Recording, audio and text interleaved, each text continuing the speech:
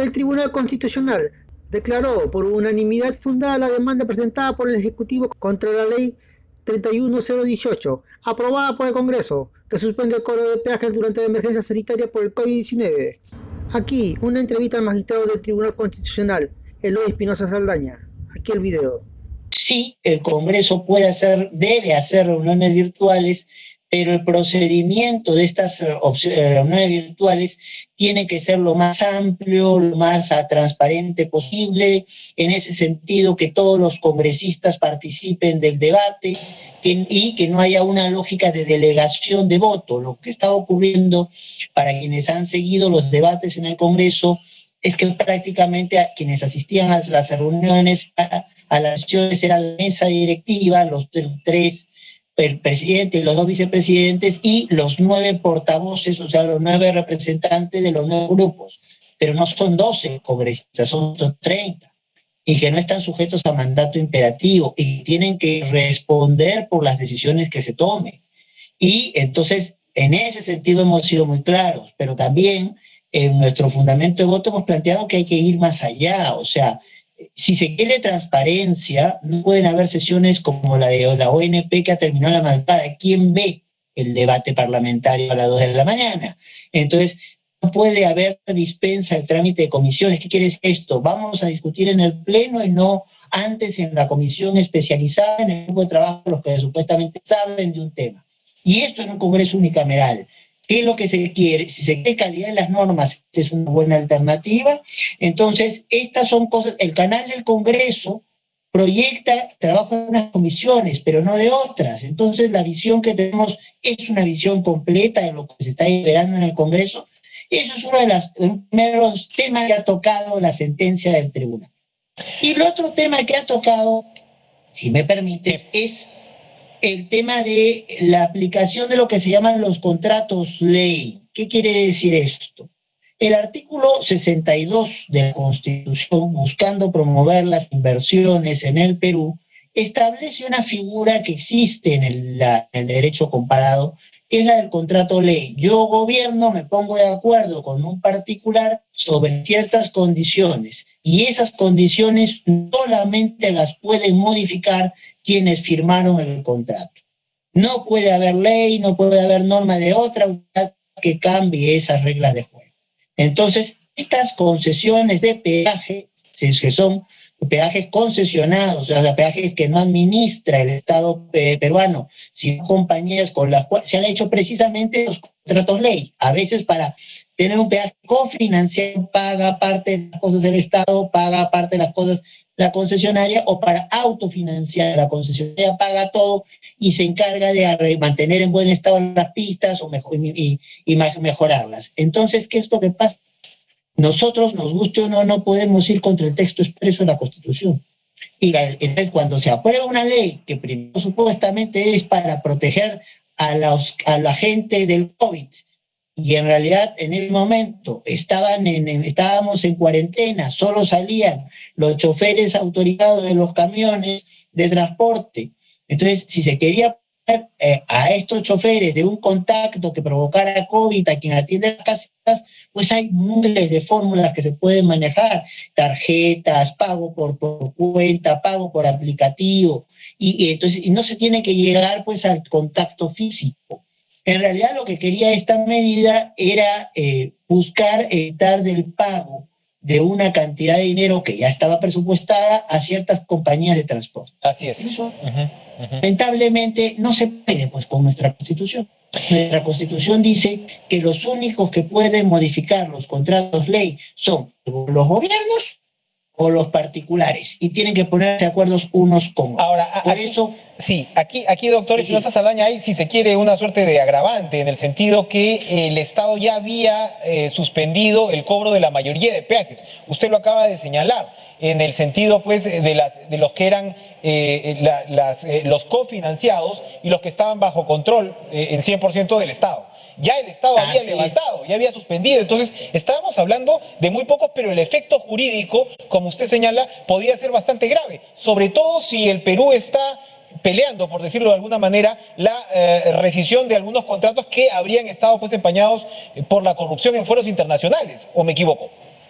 el efecto hubiera sido terrible, porque finalmente la discusión de cobrar una jugosa indemnización hubiera sido dado en sede internacional, con lo cual no solamente el desgaste para el erario nacional hubiera sido enorme, sino la pérdida de credibilidad. Entonces, como decías tú hace unos minutos, escuchaba, decías, la credibilidad de un país es muy importante para poder reactivarse económicamente y conseguir pues hacer actividades, ya sea con empresas o con otros países. Entonces, todo esto hay que preservarlo. Y esto lo preserva el mismo texto constitucional y nosotros por unanimidad entonces hemos llegado a esta conclusión. Hay que proteger este tipo de contratos leyes, que gusten o no algunos, la Constitución los ha establecido, están vigentes hace ya desde 1993, y por otro lado, el Congreso bienvenido que haga un trabajo de sesiones virtuales, pero por favor, con una participación abierta, clara, transparente de todos los congresistas y que no 130 se conviertan en...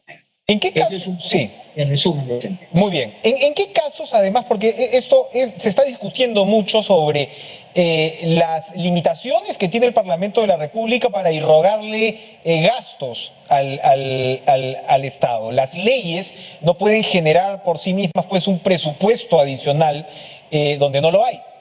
¿Cuáles son los límites? Porque se está discutiendo, y otra vez, como siempre lo conversamos con usted, sin adelantar opinión sobre los casos que puedan estar en marcha, seguramente como el de la ONP o incluso del ascenso automático de los profesionales de la salud. ¿Cómo se entiende esta limitación del Parlamento? Porque si uno se pone desde la otra orilla, el congresista puede decir, bueno, entonces no puedo legislar prácticamente sobre nada. Vamos por partes.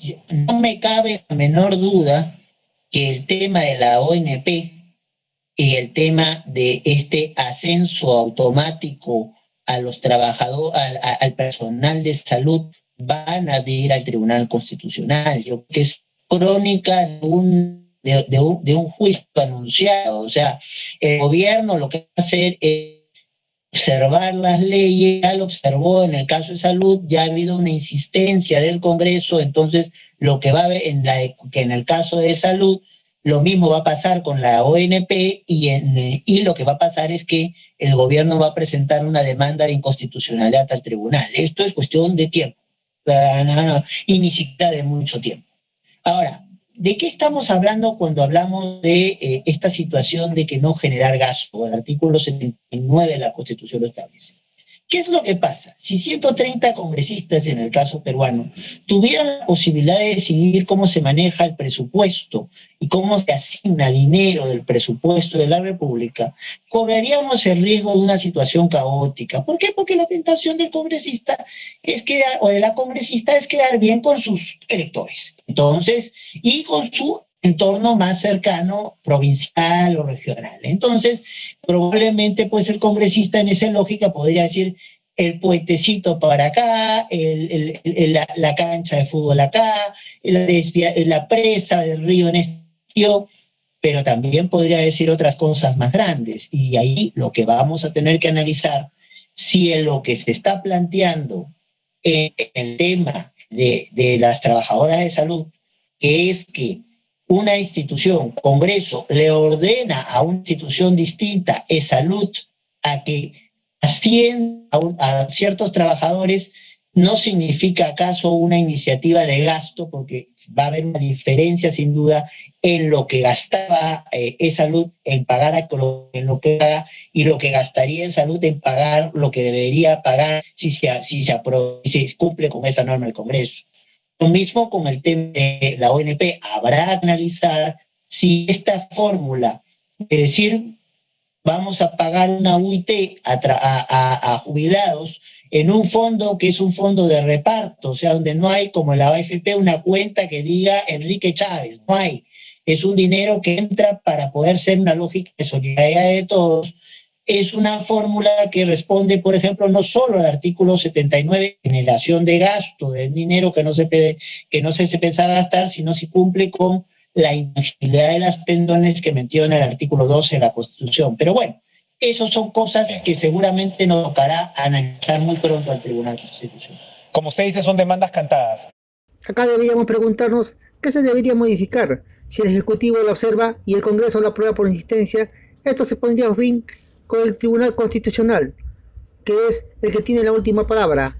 El magistrado lo dijo claramente: no podemos ir contra la Constitución, donde solo el gobierno y los particulares, solo ellos pueden modificarlo. Saquen sus conclusiones. ¿Cuál deberíamos modificar? Esto podría suceder lo mismo con la última ley aprobada por el Congreso sobre las ONP.